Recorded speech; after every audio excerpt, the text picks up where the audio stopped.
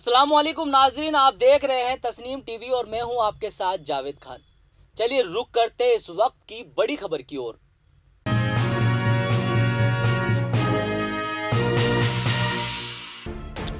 वही समाजवादी पार्टी के senior leader Azam Khan की मुश्किलें कम होती नजर नहीं आ रही। एसपी लीडर को अब एक नई परेशानी ने घेर लिया है। दरअसल आजम खान को सुप्रीम कोर्ट से बड़ा झटका लगा है। सुप्रीम कोर्ट ने सपा लीडर आजम खान की अर्जी पर सुनवाई करने से इनकार कर दिया है। सुप्रीम कोर्ट के जस्टिस एम.आर. शाह की बेंच ने आजम खान को इलाहाबाद हाईकोर्ट का रुख करने के लिए कहा है। दरअसल आजम खान ने मौलाना जोहर यूनिवर्सिटी पर यूपी सरकार की कार्रवाई के खिलाफ सुप्रीम कोर्ट में याचिका दाखिल की थी। याचिका में कहा गया था कि उत्तर प्रदेश हुकूमत कथित तौर पर यूनिवर्सिटी के अधिग्रहण की तैयारी में है। आजम खान के खिलाफ नए केस चल रहे हैं। पिछली सुनवाई के दौरान सीनियर वकील कपिल सिब्बल ने आजम खान पर दर्ज 3 नई एफआईआर का मामला सुप्रीम कोर्ट के सामने रखते हुए जल्द सुनवाई का मुतालबा किया था। वकील कपिल सिब्बल ने कहा कि आजम खान पर 87 केस से मुश्किल से जमानत मिली, अब नया केस बना दिया है।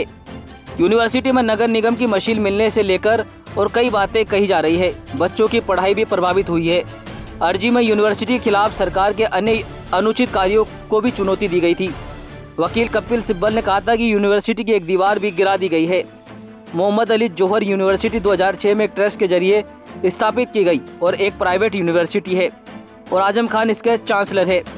अर्जी में कहा गया है कि आजम खान को यूपी सरकार और अन्य अधिकारियों के जरिए दर्ज किए गए कई आपराधिक और अन्य मामलों का सामना करना पड़ रहा है और अब यूनिवर्सिटी को अपने कब्जे में ले लिया गया है। तो फिलहाल इस बड़ी खबर में सिर्फ इतना ही। दूसरी बड़ी खबरों के लिए आप देखते रहिए तस्नीम टीवी और मुझे दीजिए इजाजत। तब तक के लिए अल्लाह हाफिज।